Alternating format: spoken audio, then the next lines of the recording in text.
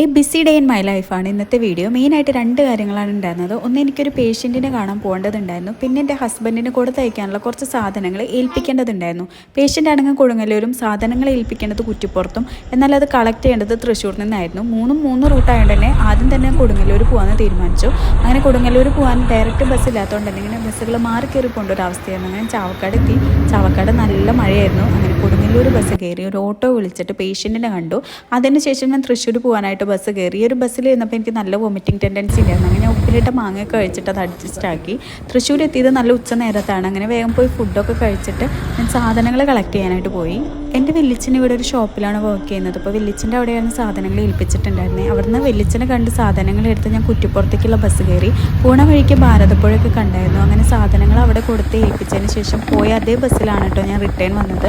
ബസ്സിന് പൈസ കൊടുക്കാൻ നോക്കിയപ്പോഴാണ് ഈ ഒരു നോട്ടിൽ പെന്നിൻ്റെ മഷി ഇങ്ങനെ സ്പ്രെഡായത് കണ്ടത്. എൻ്റെ ബാഗ് കുറച്ച് മഴ നനഞ്ഞായിരുന്നു.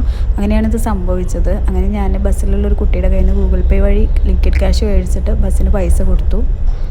അങ്ങനെ കുന്നംകുളം സ്റ്റാൻഡിൽ ഇറങ്ങിയപ്പോഴാണ് വീടിൻ്റെ അവിടേക്കുള്ള ഡയറക്റ്റ് ബസ് കണ്ടത്. അങ്ങനെ അതിൽ കയറിയിട്ട് ഞാൻ വീട്ടിലേക്ക് പോയി.